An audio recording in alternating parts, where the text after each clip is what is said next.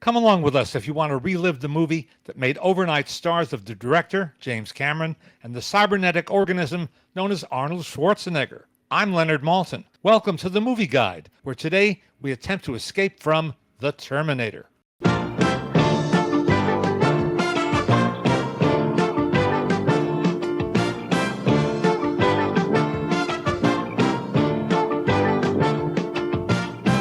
Yes, that's right. It is the Movie Guide podcast here on the Four Finger Discount Network. I am Brendan Dano, joined right now by Mr. Guy Davis. Hello there, Dando. And of course, the man himself, Mr. Leonard Maltin. Leonard, how are you doing?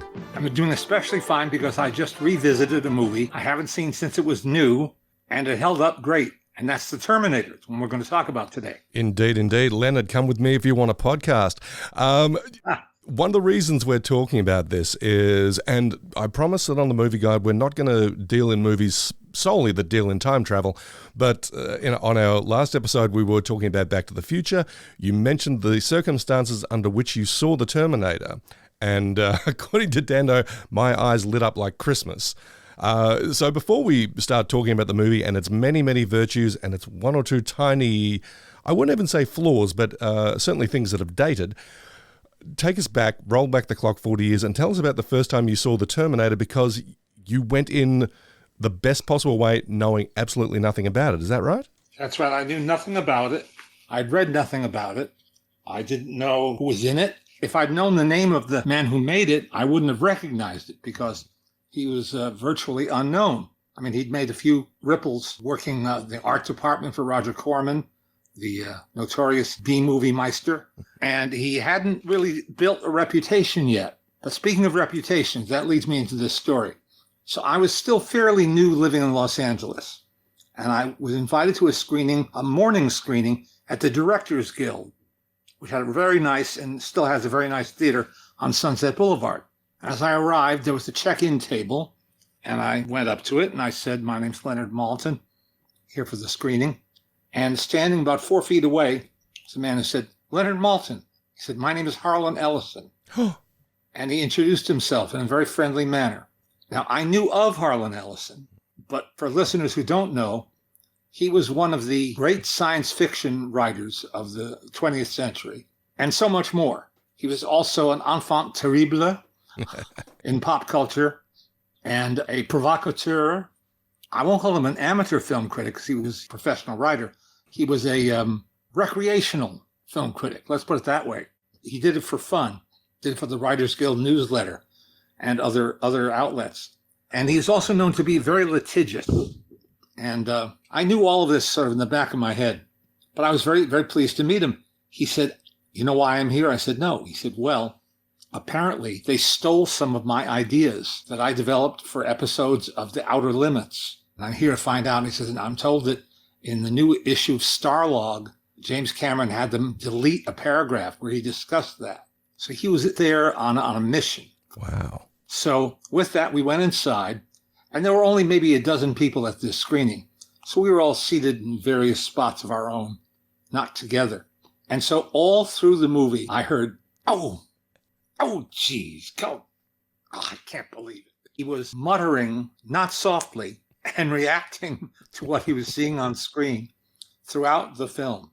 And it was an experience. It made it a double experience. I was watching the movie, and I was watching the movie with Harlan. We later became very good friends. He and my wife and my daughter and his wife, Susan. I'm sorry to say Harlan is no longer above ground, but he made a lifelong impression on all of us. And I can talk about him for a long time, but I won't. I will just say that he did sue them, and Cameron is not allowed to talk about it. There was a settlement made, and part of the settlement is on the screen now. They had to go into the prints in the days before digital technology made this easy to do, and they had to add at the end a separate card that says, "Acknowledging the work of Harlan Ellison."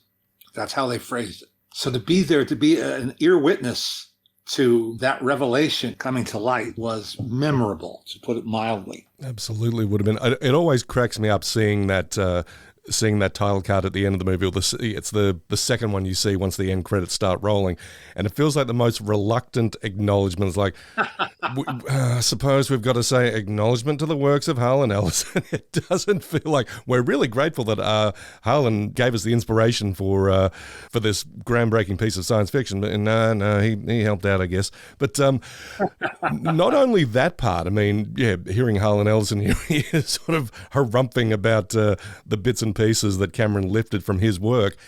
What he lifted is the central concept of the movie. Oh my God. Because there were two stories that he lifted from, Demon with a Glass Hand and I Have No Mouth, But I Must Scream, or something. I think those are the titles. A City at the End of the World. Harlan had a lot of work, yeah. The concept, which, can we spoil a movie that's 40 years old? I don't know. I reckon we can. Okay, I reckon we can too. The concept of somebody from the future being sent to the present day to kill the woman who's going to give birth to the resistance leader of the future. Resistance leader of the future, right. That's a very heady and fascinating concept that didn't exist until Harlan thought it up. Mm. And so you can't call it plagiarism when you said 3 paragraphs were stolen from this book, or 4 quotes were stolen from that speech. It's the whole basis of the movie. So there it can rest now. Aside from that aspect of it, from seeing it with Harlan, getting his reaction in your ear, so to speak, not knowing anything about it going in, not knowing anything about Cameron, not knowing that Arnold Schwarzenegger was the central character, not knowing anything about it, how was your reaction in the moment and coming out? I mean, did you just feel overwhelmed, pummeled, thrilled? I felt overwhelmed. I did, Guy. I can tell you, I remember vividly having a visceral reaction to the action scenes, especially the car scenes, all the chase scenes. They were so energized. They were so hyperkinetic. And if they still seem that way today, imagine 40 years ago, how the impact would have been even greater. And it was. My gosh, not unlike seeing Mad Max for the first time. It's action squared, action 2.0, whatever you want to call it. Another level of action, another level of violence. And boy, did it hit me between the eyes. And I said, whoever this Cameron guy is, he's got something special on the ball. And I wasn't wrong about that. I've been wrong about a lot of things, but I certainly caught that. And it hit me in a way that most people would call this kind of like a potboiler in some contexts. It's not great literature. It's not great cinema in a traditional sense, but it is a film that grabs you by the throat and doesn't let go. You look at the, I guess, the central concept or the central setup of it. It's an exploitation movie, essentially, but it is done with A-level craft almost across the board. Right. I mean, right. It's just made with such passion and precision and energy, I think is the main thing. I mean, I was about to say the camera never stops moving, except when it does. But even then, when it does, it's like James Cameron, he's like a master chef. He knows exactly what ingredients to put in and in what amount. He knows when to speed up and he knows when to slow down, give you a moment to catch your breath, and then he'll put the pedal to the metal again and you're off to the races.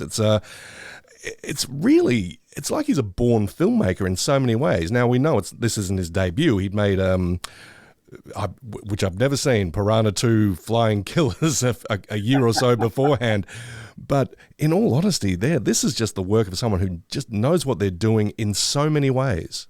And he was self-taught, and he's very proud of this. He didn't go to a film school. Couldn't afford to go to a film school, for one thing. And I interviewed him one night on stage at the Santa Barbara Film Festival. And he told his story, his background, which is that he went to, I think, the USC library, which anyone can walk at the front door, and he looked up old issues of American Cinematographer magazine, which has been published for over 100 years now, I think, or almost 100 years. And it's the trade journal for people who shoot movies, who make movies. It's a kind of an ongoing tutorial about how the cutting edge of filmmaking is being reinvented on a monthly basis by a lot of people, but in particular, cinematographers, the people behind the camera. And he learned so much. He learned everything he knows, essentially, from reading all of these detailed articles, which were not written for an average reader. It's cinematographers talking to other cinematographers. So they're talking on a very high professional level. But he deciphered all that and ingested all of that And then he used all of that. Yeah. Because the editor is Mark Goldblatt, a very good film editor. And you could try to separate out the ingredients, but that would be pointless. It's how they all come together and how he plays them all together. He had the good fortune to have Stan Winston on his team. Stan Winston, who died much too young, a brilliant guy. And if you're trying to give a list of his credits, you might as well stop before you start. But if it weren't for Stan Winston, there wouldn't be a Terminator, and there wouldn't be a Jurassic Park, and there wouldn't be a lot of other great movies that are largely dependent on his wizardry.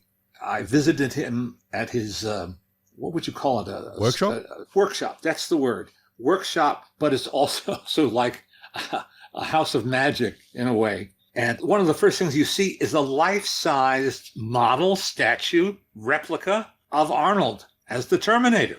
I mean, he's big as life, and he looks real to the naked eye. Absolutely legendary special effects guy, Winston, yeah. And it's he who came up with that incredible look of the face of the Terminator with the eyeball socket removed. And then it deteriorates in other interesting ways as the film continues. That's all Stan Winston is doing. And there's a book called, I think, The Winston Effect. If you're really interested and you want to learn more or see more, it's a well-illustrated book worth having.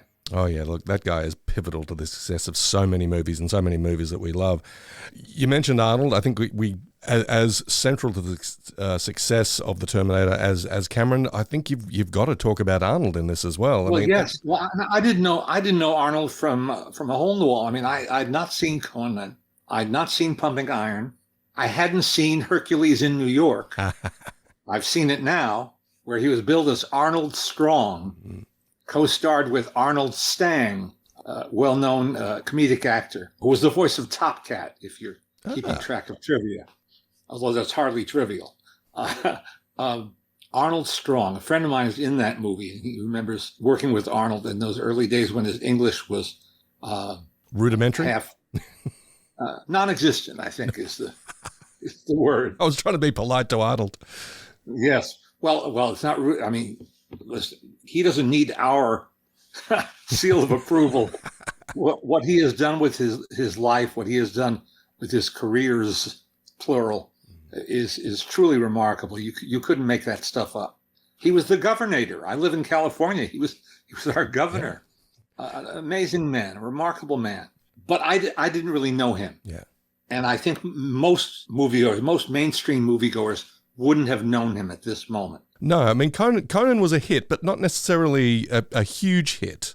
No, it was successful, and he was well cast as Robert E. Howard's primitive hero because Arnold was a world-class bodybuilder, and you see at the very beginning of Terminator, he has a world-class body. Oh, yeah. You know, he's a remarkable specimen. But then he takes on a different aspect in the film, and he becomes a living, walking symbol of not evil so much as malevolence. Yeah. Sort of unstoppability. I mean, I think that's something that the film does really well. I think that Cameron did really well in casting him, and I do want to talk about some alternative casting options that they had. But Arnold at this stage, he's, I don't know, still sort of finding himself as someone on screen, still learning how to express himself. And I think Cameron is using his, not lack of expression.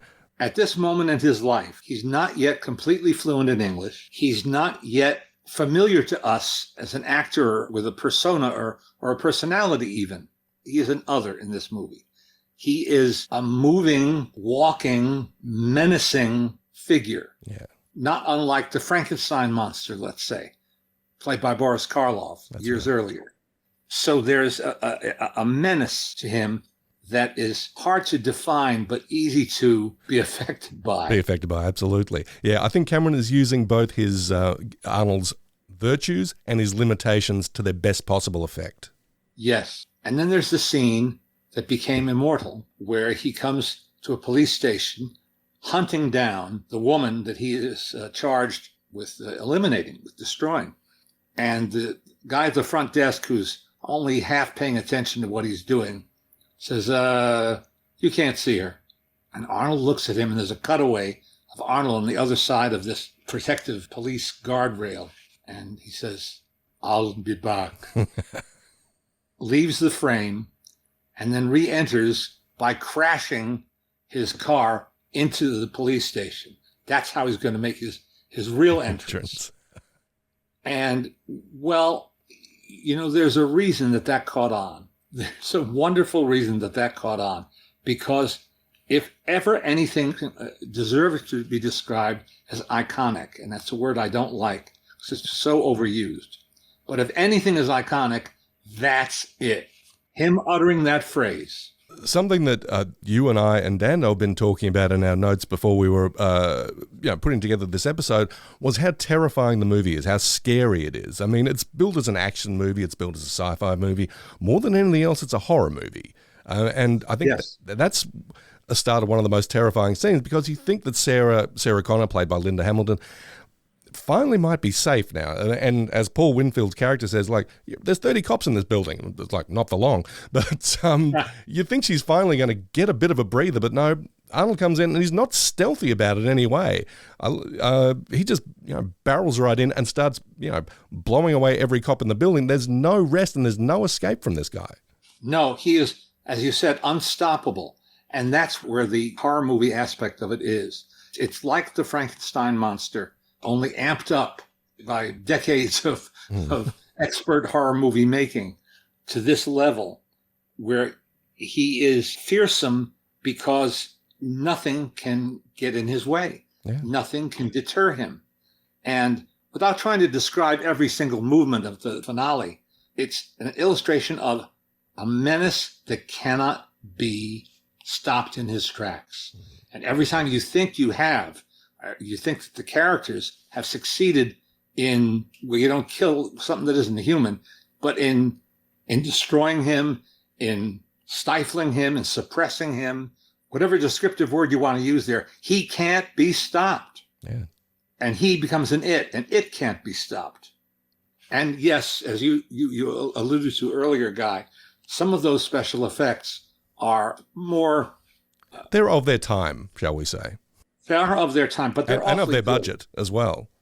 That's right. They're mixing miniature work, stop motion animation and miniature with full-sized movement that Stan Winston, figured out and directed. He directed those second unit shots, and with superb miniature stop motion work by Gene Warren Jr., whose father and he both worked with George Pal on his films, from the Puppetoons of the 40s right through his later feature films. To like War of the Worlds and things like that, yeah. Yes, and Time Machine and Tom Thumb, films like that.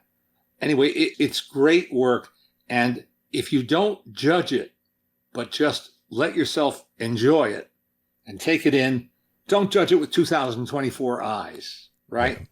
Try to meet it on its own terms. It's still pretty damn good. Yeah. Talking about the other... really good, too. Tell me. No, your turn. No, I don't want to stop you. You're on a roll. Keep going. Linda Hamilton, who plays Sarah Connor, one of those fictional names that comes to be known in the zeitgeist as indelible characters do. She is the quarry that the Terminator is tracking. And she's very good. She doesn't overplay it. She's very likable and very relatable. Yeah. She's not an ice princess. She's not a damsel in distress. She's a modern woman who just has a roommate, just trying to make a living and get along in life, and is clueless until quite late in the game that there's a reason that someone is after her. And that reason is explained to us in very good exposition by Michael Biehn. Absolutely. I think he had one of the one of the toughest jobs in movies in the 80s, that he had to deliver all this really dense information about the way things are in the future, the reason he's come back in time. He has to explain all that, also convince Sarah Connor of this as well. And do it all on the run. Do it while the car's going at close to 100 miles an hour. So it's an incredibly intense performance by Biehn, but one that's just as pivotal to the success of the movie as anyone else. I'm glad you mentioned these people, because that leads into what I wanted to say. about how we talked about the inhumanity and the unstoppable nature of Arnold's Terminator, but just as vital to success is the counterpoint that these very human characters provide. I mean, Sarah is extremely relatable.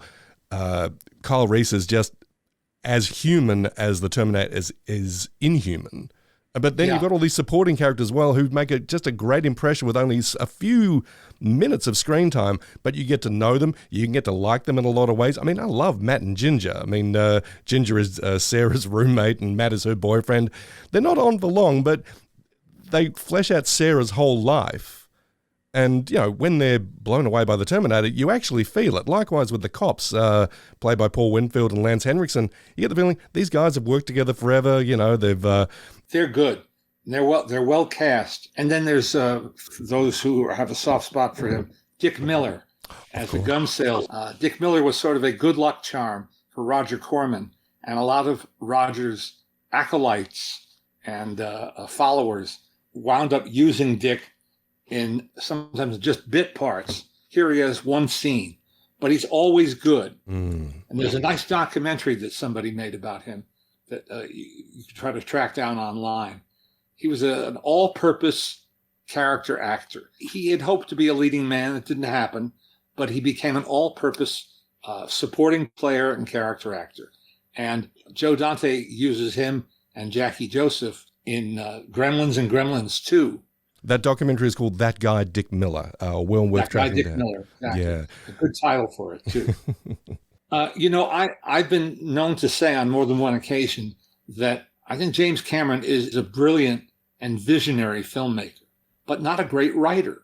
And my fantasy is that, say, he wrote the script for Titanic and then turned it over to John Sayles, who has an unerring ear for dialogue.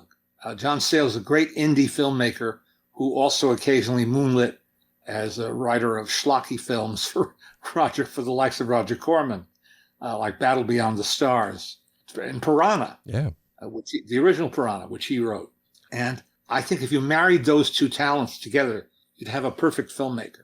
I've always thought that about Cameron as well.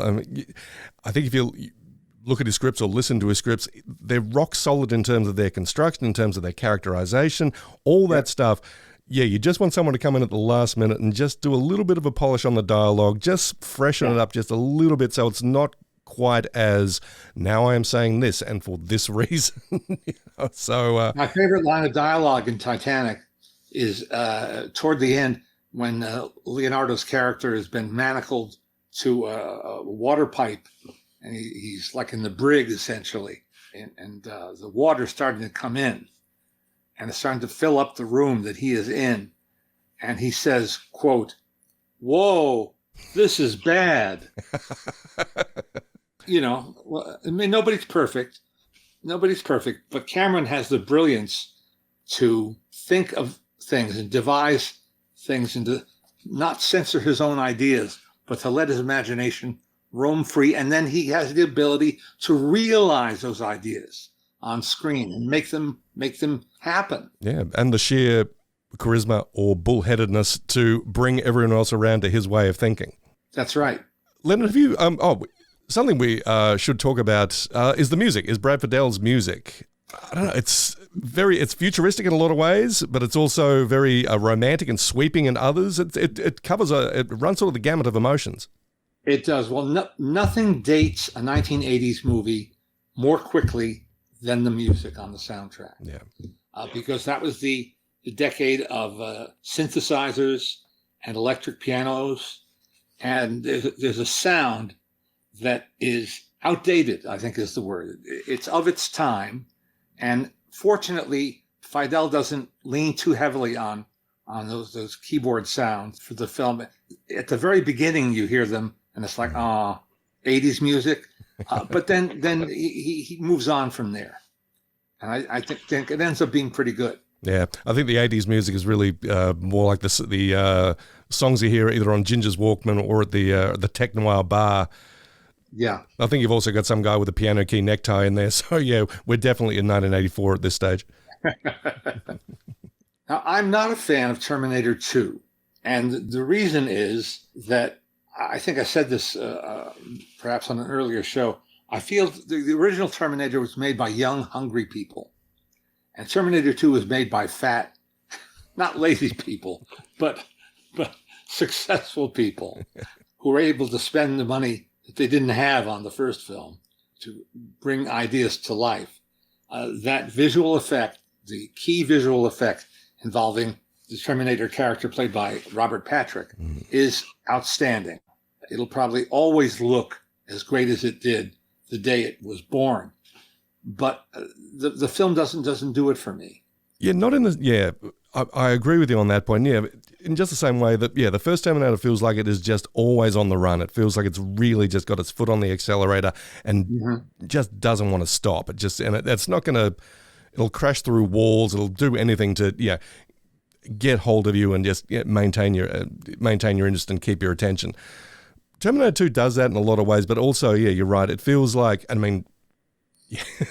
don't think anyone could accuse James Cameron of being lazy, even at this stage of the proceedings. I mean, the guy's making 5 Avatar movies back to back, and spending half his life under the sea. He's sort of doing more in a week than I do in a year. But there's something. And raising 5 kids. Oh my goodness.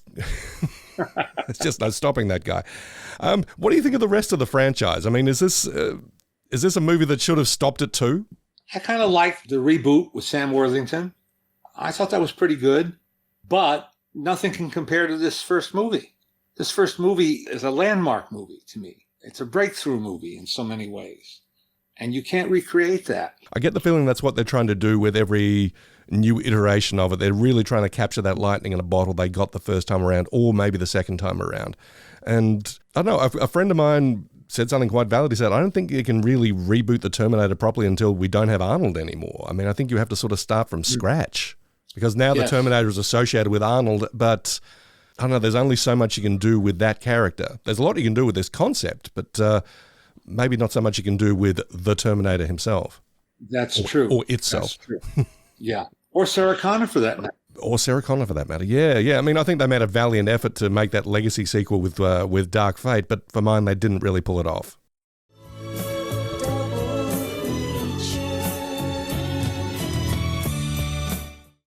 Leonard, have you thought of a suitable double feature for Terminator? Oh, I'm going to have to spend more time doing homework on these double feature prospects. I don't know what would be a good companion piece for this. You don't want to do anything to eclipse the Terminator. You want something that will complement it. Well, in news that will shock my 6th grade teacher, I actually did my homework. And I think a movie that complements this quite well and maybe, doesn't overshadow it, works in similar territory, but, is kind of a piece, is Rian Johnson's Looper. Oh, I haven't seen Looper since it was new. I saw Looper. Yeah. I'm a fan of Rian Johnson's work, but I hadn't thought of that. Yeah. Well, this is another time travel movie.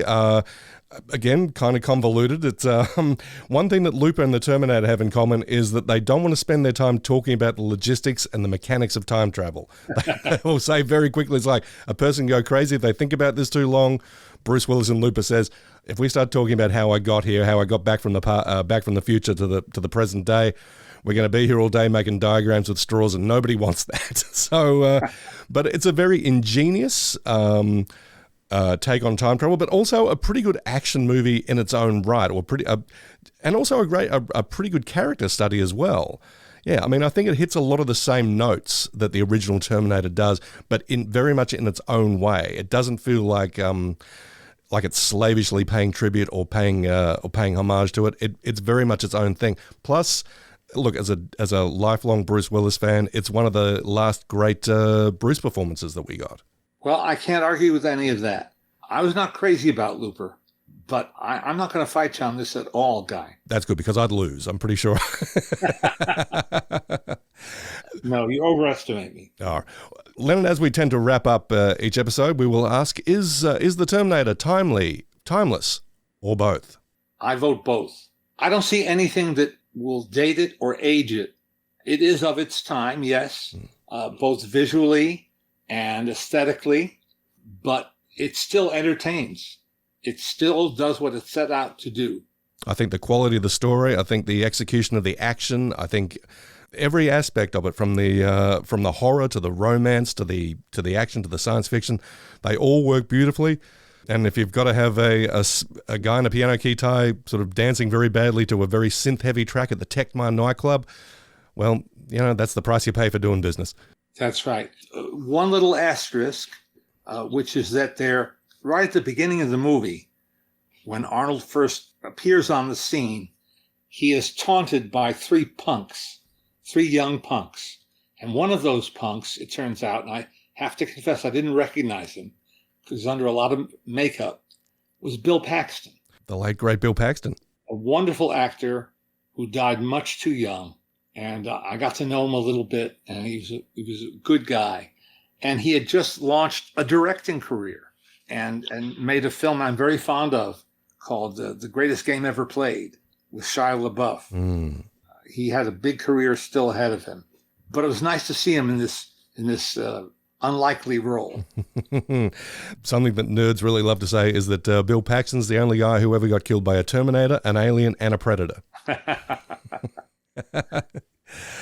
Leonard, I think that might be all the time we have, so to speak, for the Terminator. But thank you very much for your time today. Look, a great pleasure hearing not only your thoughts on the Terminator, but God, your reminiscence about actually seeing it with the erstwhile creator of the story in your ear, saying, "I can't believe this James Cameron guy screwed me over like this."